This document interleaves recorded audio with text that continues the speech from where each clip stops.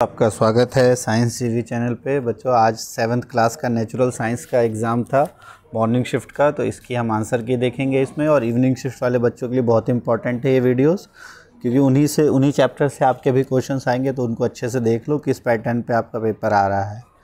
तो सबसे पहले हम MCQs देखते हैं। जो आपका खंड क है पहला सेक्शन, जो कि आपके 12 क्वेश्चन आएंगे एक मार्क के। बहुत आसान होता है, इसको आसान ध्यान से कर लेना है। जैसे मंड का पाचन अमाशय से प्रारंभ होता है, तो ये क्या है? गलत है। मंड का पाचन कहाँ से? हमारे मुख गुहा या माउथ से स्टार्ट होता है, तो पहला हो गया आपका असत्य। फिर है कच्चे आम में प्रचुर मात्रा में अम्ल पाया जाता है, बिल्कुल ये सही है। कौन सा अम्ल होता है? तो टार्टरिक अम्ल। फिर है समय का मूल मात्रक सेकंड है, ये भी हमारा सही है। समय का मूल मात्रक सेकंड होता है। दूरी का मूल मात्रक क्या है? मीटर, ये ध्यान रखना आप। फिर वास्तविक प्रतिबिंब को पर्दे पर प्राप्त नहीं किया जा सकता, ये असत्य है। वास्तविक प्रतिबिंब को पर्दे पर प्राप्त किया जा सकता है, आभासी को नहीं किया जा सकता। फिर पादपों द्वारा संश्लेषित खाद्य का भंडारण, जो पौधे खाना बनाते हैं उसका किस रूप में भंडारण होता है? तो इंग्लिश में स्टार्च और हिंदी में होता है आपका मंड। इंग्लिश हिंदी दोनों का हम एक साथ देखेंगे। अभी पहले हिंदी देख लेते हैं, फिर इंग्लिश देखेंगे। फिर है चूने के पानी के साथ फिनोफ्थेलिन। अब चूने का पानी क्या है? क्षार है, तो फिनोफ्थेलिन कैसा रंग देता है? बताया था आपको, गुलाबी रंग।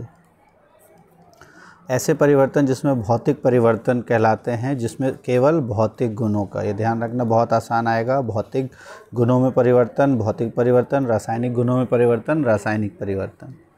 फिर है सूखी लकड़ी विद्युत का क्या होती है? तो विद्युत की कुचालक, इसमें से विद्युत नहीं प्रवाहित हो सकती।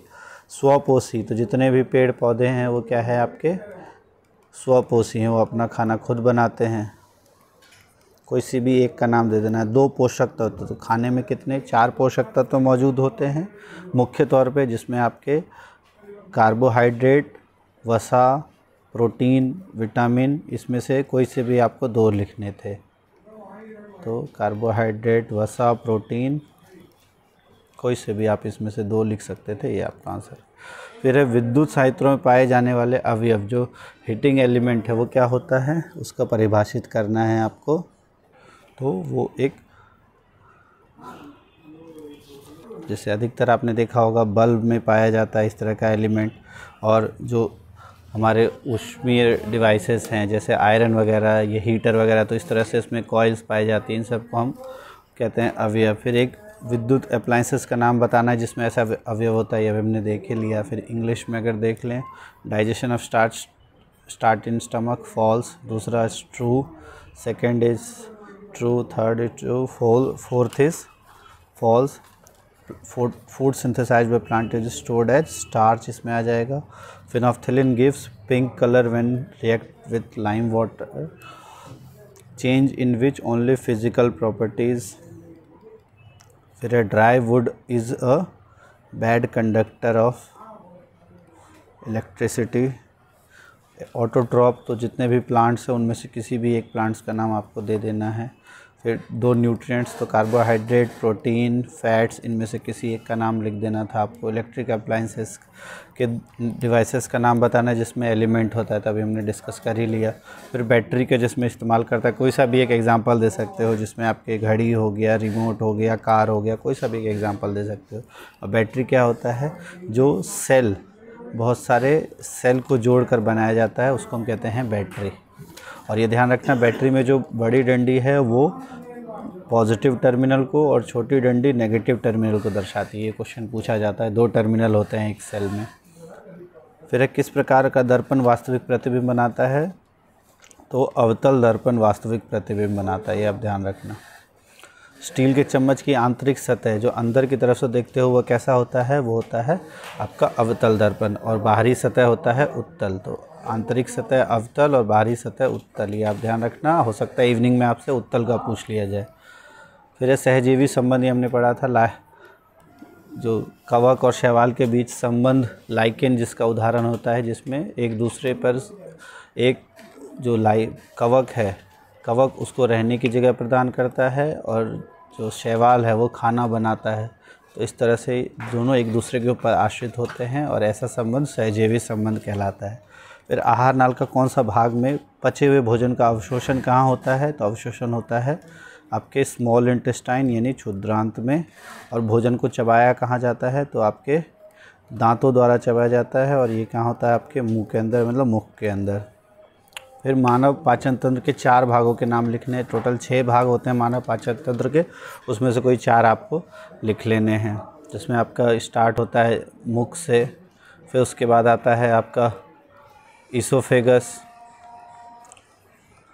फिर अमाशय या स्टमक, स्टमक के बाद आपका क्षुद्रांत, बृहद्रांत, तो और यहाँ पे आपका यकृत से जाता है यकृत, आग्नेयाशय। तो इसमें से 6 में से कोई से भी 4 भाग के आपको नाम लिख देने हैं। फिर अम्ल और क्षार के बीच कोई 2 अंतर, तो एक आप टेस्ट से बता सकते हो कि अम्ल का जो टेस्ट है वो खट्टा होता है, क्षार का टेस्ट जो है वो कड़वा होता है, और रंग जो है अम्ल नीले लिटमस को लाल कर देता है, क्षारक लाल लिटमस को नीला कर देता है, ये ध्यान रखना। फिर 2 अम्ल और 2 क्षारक के नाम जो आपके चैप्टर में दिए हैं, 4 अम्ल और 4 क्षारक के नाम, उसमें से कर लेना, कोई से भी 2 आप उसमें से लिख सकते हो, बहुत आसान था। तो ये हमने कर लिया। एक डिवाइस जो बैटरी यूज़ करती है, बैटरी क्या है, स्फेरिकल मिरर्स, तो ये हो गया आपका कॉनकेव मिरर, और वर्चुअल जो इमेज बनाती है वो है कॉन्वेक्स मिरर, और जो इनर सरफेस है स्टील का वो होता है कॉनकेव, और आउटर सरफेस होता है कॉन्वेक्स। सिम्बायोसिस, ये लाइकेन इसका एग्जांपल है। एब्जॉर्प्शन ऑफ डाइजेस्टेड फूड होता है आपका स्मॉल इंटेस्टाइन में। फिर च्यूइंग ऑफ फूड होता है आपका माउथ के अंदर टीथ के द्वारा। बाकी और भी देख लेना, जैसे एब्जॉर्प्शन ऑफ फैट्स कहाँ होता है, या एब्जॉर्प्शन ऑफ वाटर कहाँ होता है। फिर 4 पार्ट्स ऑफ डाइजेस्टिव सिस्टम, जिसमें 6 पार्ट आपके बुक में दिए, उसको अच्छे से पढ़ लो, उसमें से आ जाएगा। एसिड बेस के बीच में डिफरेंसेस 5 दिए हुए हैं, उसमें से कोई 2 कर लो। 2 एसिड और बेसिस के नाम आप अच्छे से देख सकते हो। स्विच ऑफ की स्थिति और बल्ब, तो ये बल्ब का मैंने बताया था आपको, इस तरह का आएगा, ये बल्ब होता है, और स्विच अगर ऑन है तो ये टच रहेगा, और ये हो गया स्विच ऑफ की स्थिति, और स्विच ऑन होगा तो ये जो है आपके इस तरह का हो जाएगा, ये हो गया स्विच ऑन, ये हो गया स्विच ऑफ, ये बल्ब। और बैटरी का हो सकता है आपका जाए तो ये हो जाता है सेल का, और अगर बैटरी का पूछा जाए तो बैटरी में 1 से अधिक सेल जुड़े होते हैं, तो ये ध्यान रखना। ये हो गया आपका सेल का, ये हो गया आपका बैटरी का, ये बल्ब, ये आपका स्विच ऑफ, ये स्विच ऑन, ये ऑन और ये ऑफ पोजीशन। फिर है विद्युत धारा के तापीय प्रभाव को आपको परिभाषित करना है कि जब भी किसी धातु से विद्युत धारा प्रवाहित होती है तो वो दप्त हो जाता है, तप्त हो जाता है, गर्म हो जाता है, उसी को हम तापीय प्रभाव कहते हैं। उत्तल अवतल लेंसों में अंतर लिखना है आपको। फिर दुर्बल तने वाला परजीवी पादप, इसका एक नाम देना है, तो यह होता है आपका अमरबेल। फिर है वह पादप जिसमें स्वपोषण और विषम पोषण दोनों होता है, तो आप पिक्चर प्लांट या पिक्चर पादप जो कि कीटभक्षी पादप होता है उसका उदाहरण। फिर जिसके द्वारा गैसों का आदान प्रदान होता है वो कौन सा है, तो वो होता है आपका रंध्र या स्टोमेटा। प्रकाश संश्लेषण को आपको समझाना है, ये बड़ा डिटेल में समझाया आपको, उसको देख लेना। फिर कार्बोहाइड्रेट्स पर होता है पाचन होकर शर्करा में, प्रोटीन, अमीनो अम्ल में, वसा जो है वसी अम्ल और ग्लिसरॉल में। फिर ये हमने देख ही लिया सारा। इसका हो जाएगा आपका कैस्कटा। ऑटोट्रॉपिक हेट्रोट्रॉपिक का एग्जांपल आप इंसेक्टिवोरस का दे सकते हो,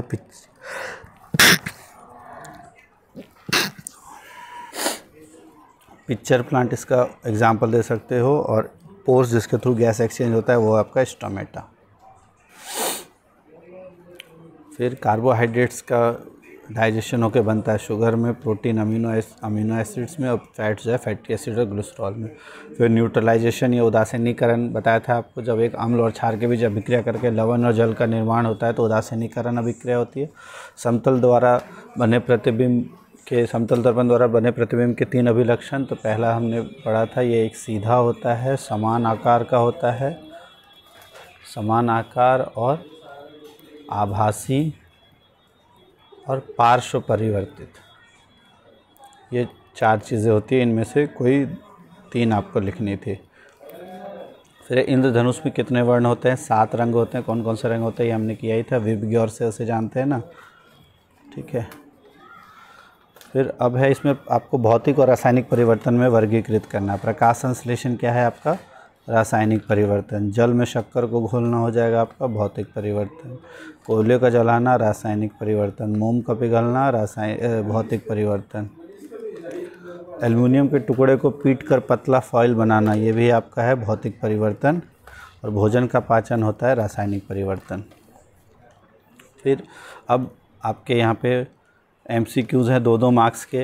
अब इसमें अगर देखें फोटोसिंथेसिस हो गया आपका chemical physical chemical physical physical chemical. अब दूरी का मूल मात्रक आपसे पूछा है तो दूरी का मूल मात्रक होता है मीटर।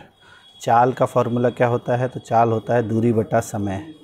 समय को किस में मापा जाता है? समय को मापा जाता है सेकंड में, घंटों में और मिनटों, सभी में। तो उपरोक्त सभी हो जाएगा। फिर एकांक समय में तय की गई दूरी क्या कहलाती है? तो पर सेकंड तय की गई दूरी को कहा जाता है चाल। और चाल का मात्रक ध्यान रखना पूछ लेगा तो वो होता है आपका मीटर प्रति सेकंड। ये पूछा जा सकता है आपसे। फिर अब 14th क्वेश्चन में इसमें बेसिक यूनिट ऑफ डिस्टेंस हो गया आपका metre. Speed is equal to distance upon time. Time can be measured in second, hours and minutes. Distance covered by an object in unit time is speed. फिर 14th question में आपको पूछा है कौन सा इसमें से विटामिन नहीं है? A, B, D होता है, Z नहीं है। विटामिन A की कमी से कौन सा रोग होता है? तो रतौंधी रोग होता है। बेरी होता है विटामिन B की कमी से। स्कर्वी होता है विटामिन C की कमी से। घेंगा होता है आपको आयरन या लोहे की कमी से, आयोडीन की कमी से। अनीमिया होता है लोहे की कमी से, ध्यान रखना। फिर कौन सा विटामिन अस्थियों और दांतों के लिए आवश्यक है? तो वो है आपका विटामिन D। अब है पोषक जो ऊर्जा देता है, इसमें से कौन ऊर्जा देता है? वसा, प्रोटीन, खनिज या विटामिन? तो वसा जो है, वसा और कार्बोहाइड्रेट ऊर्जा मुख्य रूप से देते हैं। फिर अब हम ये आपको दिया है विटामिन, इसमें से कौन सा नहीं है? तो vitamin Z। Night blindness caused due to deficiency of vitamin A। उसके बाद है बोन और टीथ के लिए तो vitamin D is essential. Nutrients which gives energy, fats and carbohydrates. फिर अपारदर्शी वस्तु का उदाहरण, जिसमें से लाइट आर पार नहीं हो सकती। लकड़ी है, रबड़ है, किताब है, तो सभी। फिर किसकी वस्तु के आर पार देख सकते हैं? तो वो होता है पारदर्शी। फिर प्रकाश डैश में गति करता है, तो प्रकाश जो है वो सरल रेखा में गति करता है। और डैश एक पारदर्शी वस्तु है। कांच, दर्पण, कागज, लोहा। तो कांच एक पारदर्शी वस्तु है। इंग्लिश में देख लें, opaque objects, all of the above. We can see through transparent object. Light travels in straight line and dash is a transparent object. तो ये हो जाएगा आपका glass is a transparent object. तो इस तरीके से हमने पूरा पेपर आपका सॉल्व कर लिया। इसमें से देख लो, इसी तरह का पेपर का पैटर्न इवनिंग शिफ्ट का भी आएगा। और मॉर्निंग शिफ्ट वाले आप बताना आपका पेपर कैसा गया। और ऑल द बेस्ट आपको बाकी एग्ज़ाम्स के लिए। Thanks for watching science TV।